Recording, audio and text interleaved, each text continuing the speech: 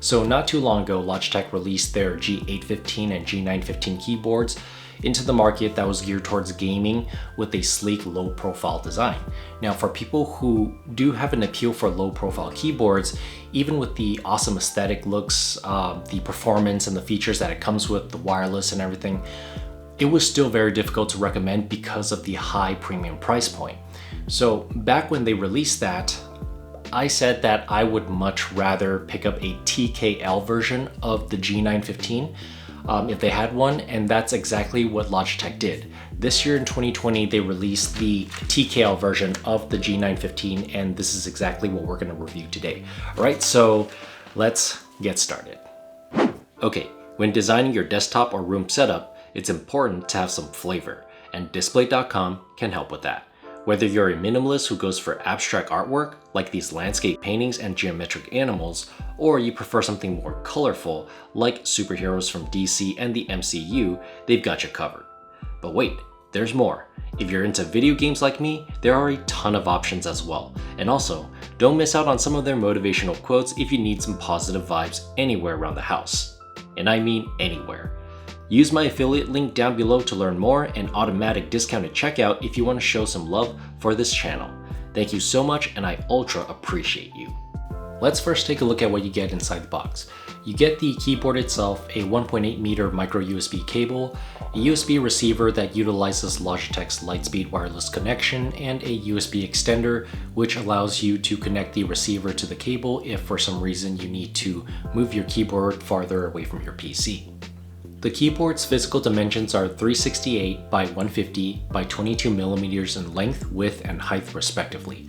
Talking about how thin this keyboard is, we're looking at about half the height of your normal keyboards. You don't really need wrist support for the G915 because it sits so low to the desk. The frame itself is just as thin as my Pixel 2 XL with the phone case on it, and the entire thing weighs in at about 810 grams. The G915 has a brushed aluminum body for the most part, with the sides curving off the edges, looking really nice and doesn't feel flimsy at all. On the bottom side, you do have a plastic surface instead, which has 6 rubber anti-slip pads and 2 levels of flip-out feet for the elevated typing experience. The first flip-out feet will give you a 4-degree incline, whereas the second one will give you an 8-degree incline. Personally, I like the smaller one that gives the 4-degree. Here in the middle is a tiny compartment where you would store your wireless USB receiver if you're not using it. Then on top of the keyboard, you do have the micro USB connection with the power on and off switch. Personally, I would like to see a USB-C connection, especially now in 2020 with a premium price product such as this. Let's go over the front side again and talk about the buttons and key features. Starting from the top, we have the RGB Logitech G logo right above the escape key. The Lightspeed wireless toggle in case you want to switch between wired and wireless, a Bluetooth button which allows you to connect the various devices such as laptops or phones and is compatible with the following versions of Windows, macOS, Chrome OS, Android, and iOS. There's also the game mode button which allows you to disable any keys that you don't want to accidentally press. Next to that is the control for the keyboard's 4 levels of backlighting. The lighting also seems to be well isolated and glows through the keycaps without bleeding out to the edges. I know some people like the bleeding lights that bounce off the keyboard's frame itself, but I personally don't have a preference for this. Towards the middle, we do get the Lightspeed connection, battery, and caps lock indicators. The best way to check your battery life is by opening up Logitech's G-Hub software.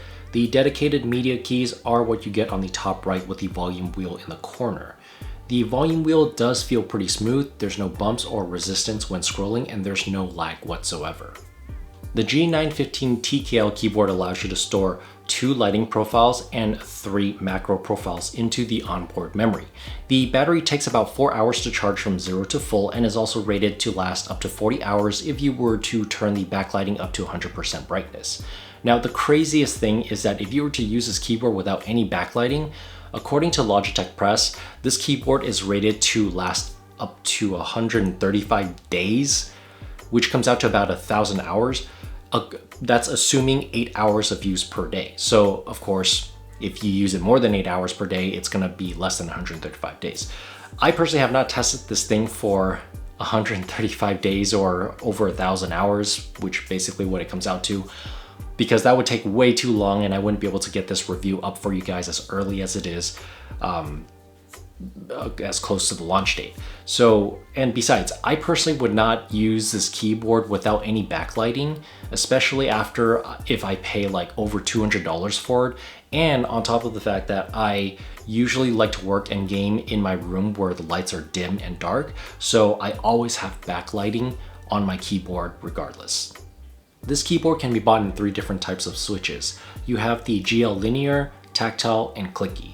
I personally got the tactile one, and all 3 of their switches have pretty much the same specs in terms of the 2.7mm travel distance, the 1.5mm actuation point, and 50 grams of actuation force. The only differences would be the lack of tactile force on the linear switches and the way they sound.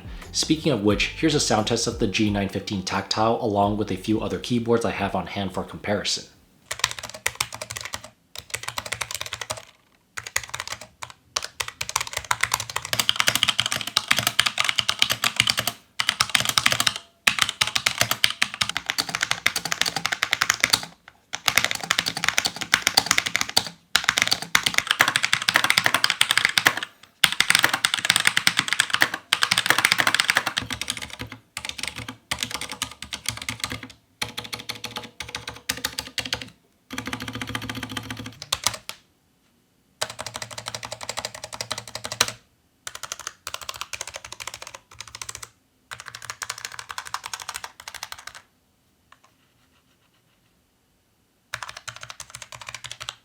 These switches are clear so that the RGB backlighting shines through, and they are also made in collaboration with Kale.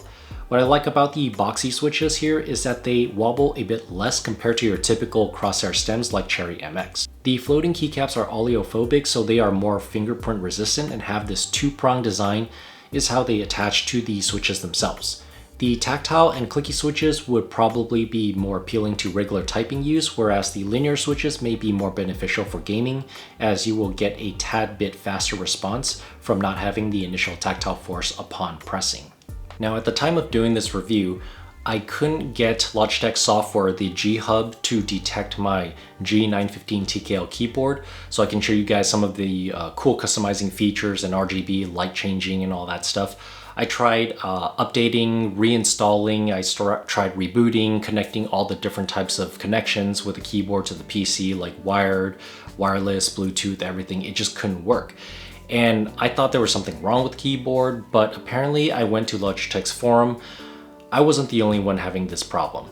So apparently what happened is people who bought or received the G915 TKL keyboard and got it earlier before the actual launch date, which I think it's June 10th, or supposed to be June 10th. Correct me if I'm wrong, but Logitech hasn't officially updated the patch into G Hub to allow the software to detect this particular keyboard yet until the official launch date. So that's basically what's going on. If you do have this keyboard already, just be aware. There's nothing wrong with the keyboard, it's just it's not out yet in terms of the software update. Okay, so with that being said, I'm not able to go through the software part of the review and tutorial for you guys in this video, but I assure you guys that Logitech usually does a very good job with their software. It's very clean, very simple user interface to navigate through. In my experience using G Hub, I've never had an issue, so yeah. Okay, let's wrap this up because I do have some mixed thoughts about it, but mostly positive though. The G915 TKL keyboard is the best low profile keyboard given all the features on the market right now. It's also the best low profile keyboard that I have personally used so far.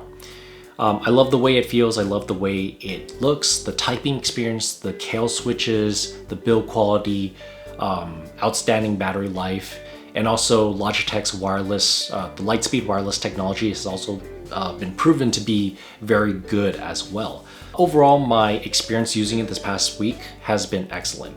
And if you are someone who has an appeal for low profile keyboards, it's still difficult for me to just outright recommend it because of the steep price point. Now, I also don't think that the price point is too far off from what I feel like it should be. For over $200, I would like to see some improvements, but I think the way it is right now, If it was 200 flat plus tax, then yes, I can recommend it like pretty easily. But for the current price point, the current MSRP for more than $200, I would like to see improvements made, particularly on the keycaps. Right now, they're just ABS plastic. If they had double shot PBT, then that'd be great. But yeah, that's pretty much all I have to say about the G915 TKL keyboard. Let me know what your thoughts are on the matter. Thumbs if you like this review, subs for more content, and I really appreciate you tuning in. As always, I will catch you in the next. Peace.